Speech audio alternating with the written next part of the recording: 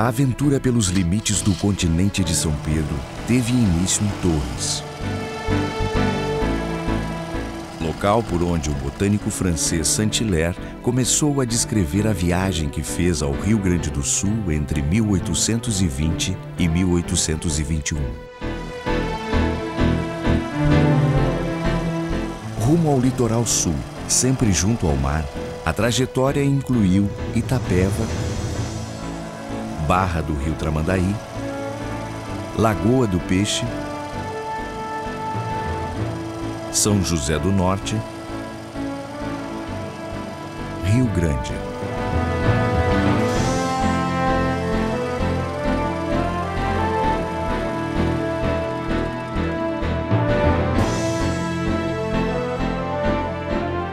Outra região percorrida foi a do Arroio Chuí, marco do extremo sul do Brasil.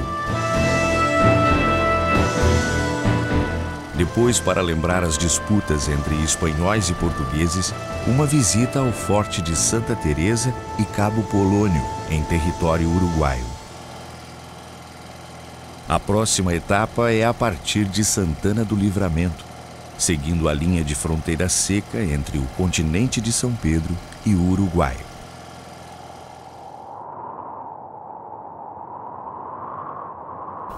A linha de fronteira entre Brasil e Uruguai é imaginária. Aqui não há rio, arroio ou outros acidentes geográficos para estabelecer os limites entre um país e outro.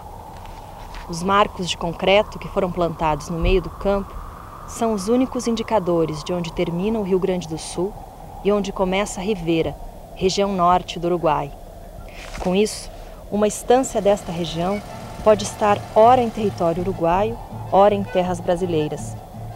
Essa situação deve ter gerado muitos conflitos, confusões e histórias interessantes ao longo dos séculos.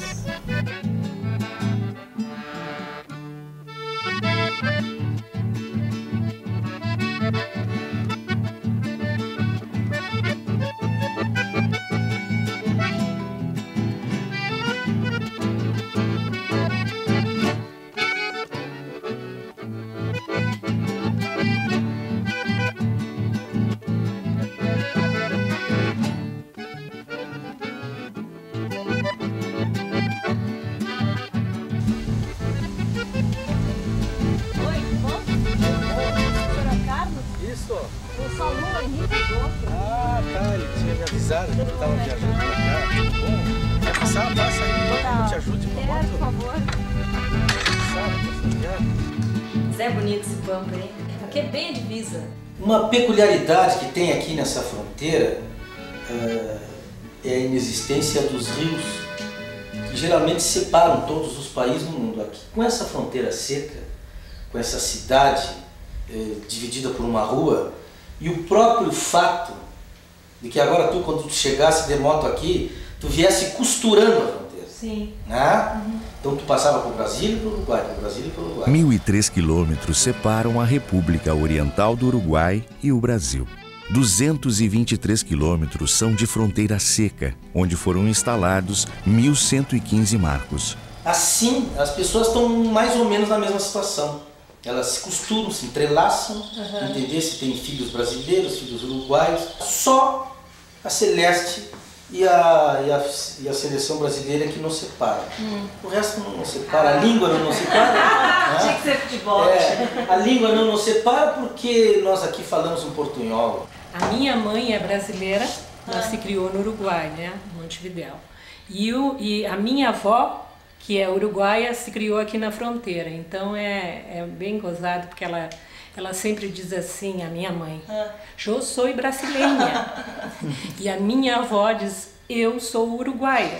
Foi a partir de 1850, com as comissões de demarcação, que a linha divisória atual começou a ser traçada. A indefinição facilitou o contrabando e o roubo de gado de um lado e de outro. Então, há anos atrás, nas épocas dos contrabandos, anoiteciam 10, 12 mil ovinos do lado de lá e não amanheciam. E fortunas se faziam de repente. Essa propriedade aqui recebeu o meu tataravô quando ele chegou, ele veio da Guerra do Paraguai. ele recebeu essas sesmarias e se instalou aqui como sede. E o direito sucessório depois afastou com outras famílias, mas a sede continuou de pai para filho. Estou só, mas não sou, bem sei que nunca serei. Sou galho, tronco e raiz, sou Clara, Alice e Ney. Sou Susana que me ama, sou Roseira, sou Eliseu. Não sei se posso ter casa, mas esta casa sou eu, Carlos.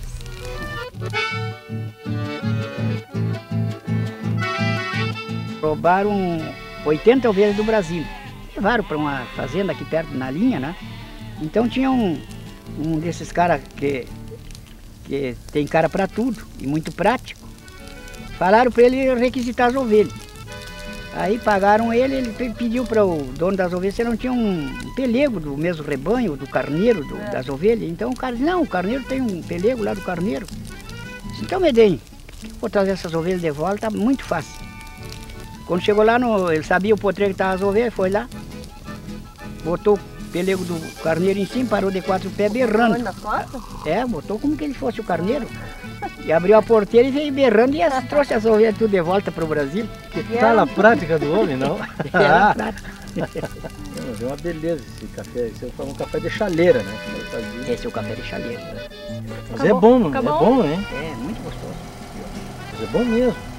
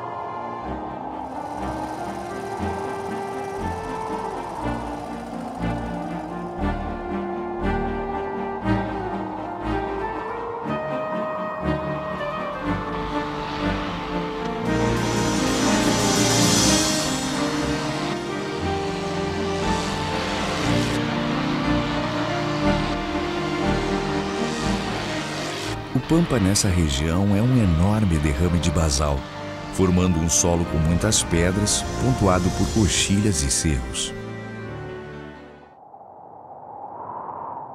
Durante a viagem pelo local, o botânico francês Saint-Hilaire comeu 2 colheradas de mel de lixiguanas, abelhas selvagens típicas da região. Foi no dia 1º de fevereiro de 1821, à beira do rio Ibirapuitã, hoje no município de Alegrete, numa área que vem sendo invadida por desertos. Saint-Hilaire ficou intoxicado, teve alucinações, pensou que estava morrendo e delirou das 10 da manhã às 6 da tarde. A viagem continua em direção a Quaraí pela BR-293. Sempre ao fundo, a Serra do Caverá, na altura do município de Rosário. Depois, a paisagem é dominada pela planície pampiana.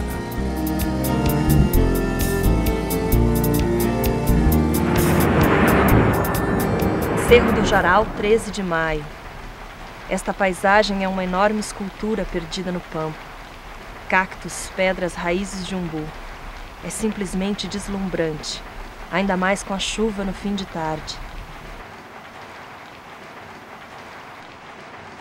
Segundo a lenda trazida de Salamanca, na Espanha, a caverna encantada do Cerro do Jaral é habitada pela Teinyaguá e pelo sacristão por quem ela se apaixonou. Antes de ser transformada em uma bela princesa moura, a Teinyaguá era uma lagartixa com cabeça de fogo, brilhante como pedra preciosa. Até hoje, ela e o sacristão vivem na caverna do Jaral. Quem conseguir entrar na Gruta Mágica, passando por 7 provas, fica com o corpo fechado, muitas riquezas e sorte no amor.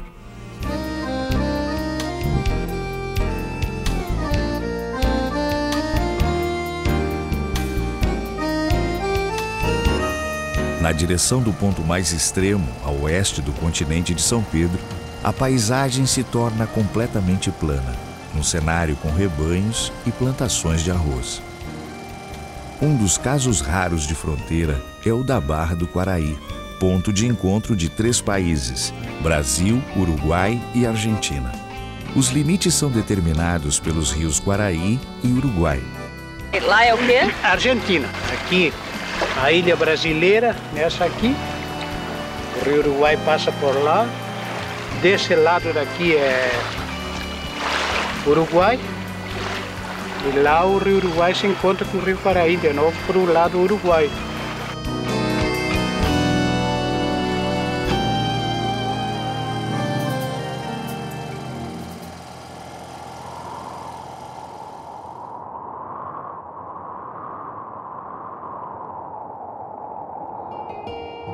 A região missioneira trocou de donos conforme os acordos assinados entre Portugal e Espanha e foi anexada definitivamente ao mapa do continente de São Pedro em 1801. São Borja é o mais antigo dos 7 povos das missões, fundado em 1682. São Borja, barranca do rio Uruguai, a chuva na estrada me fez buscar abrigo num rancho à beira do rio. O dia pede chimarrão, conversa e música. Me despedi sem palavras da missioneira paisagem nas barras da madrugada em que abandonei meus demais. Até porque a divisa seca tem, até numa ciranda de mate como a nossa, ela se integra, e esta com água dá mais uma distância. Agora, não demarca, por exemplo, nossos rumos artísticos, culturais, isso não mexe com isso, porque em Irmãos de Arte, geografia à parte. O coração de gaiteiro já tinha alçado viagem, há tempo andava na estrada e agora eu ia de atrás. A velha São Luís Gonzaga ficou na luz das retinas quando eu entrei na Argentina de balsa por São Tomé. Um gendarme de fronteira me perguntou o que levava e eu disse: a alma atada na gaita e a vida num chamamé.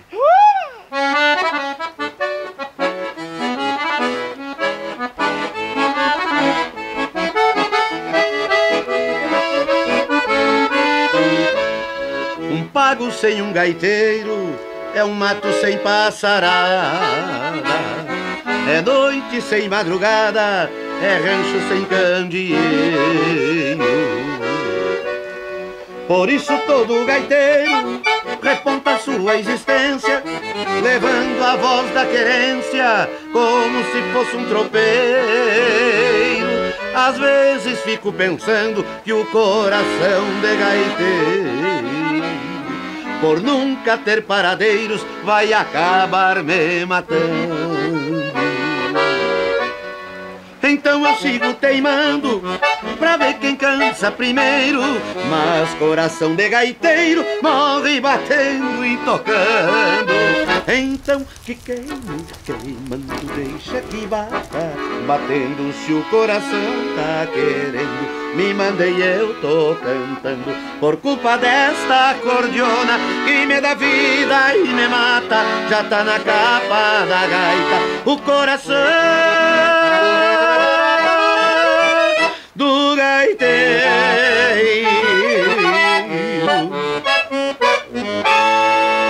Bravo!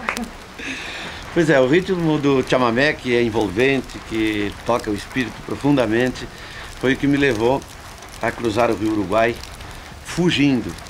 Com 13 para 14 anos, saí de casa desesperadamente, querendo entender a vida, querendo encontrar algo que certamente eu acho que o artista carrega dentro de si.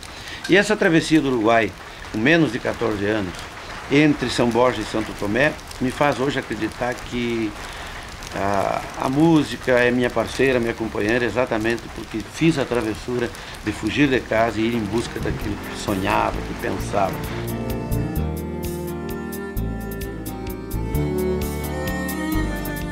Os campos de cima da serra, região de grandes altitudes, mata nativa e clima frio, foram percorridos pelos primeiros tropeiros, que abriram trilhas e fundaram povoações pelos caminhos que levam ao litoral norte.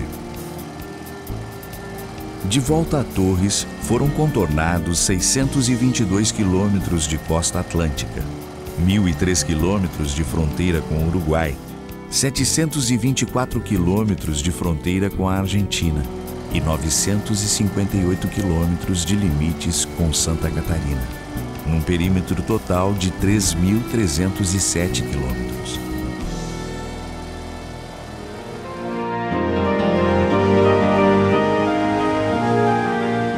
Na parada final, uma pausa para apreciar a beleza do Parque da Guarita, em que a natureza foi enriquecida a partir dos anos 80 com os jardins planejados pelo paisagista Burle Marx. Os moradores de Torres assumiram a defesa do parque e atuam na preservação ecológica da Guarita. A gente trabalha de uma maneira para botar lugares que podem e também mostrar os que não podem, o porquê que não pode, qual é a importância que tem no planeta, porque isso daqui, por exemplo, todas essas rochas aqui de Torres, né, tem uma importância enorme geológica. Há muitos milhões de anos já fomos parte da África. Por que essa rocha é importante? É linda essa rocha. É linda, ela está aqui desde a época dos dinossauros, não suba nela, é proibido, gente, vamos preservar. Inclusive até teve um trabalho recentemente aqui com uma artista plástica da África do Sul, que fotografou essa região aqui e depois fez um comparativo com a região de lá. Então, o que aconteceu aqui, obviamente, aconteceu por lá também.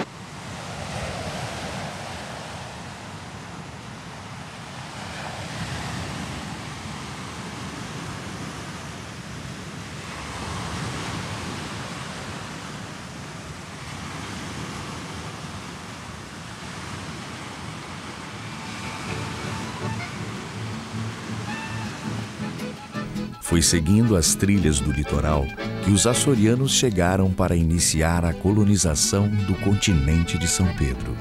Mas essa é outra história.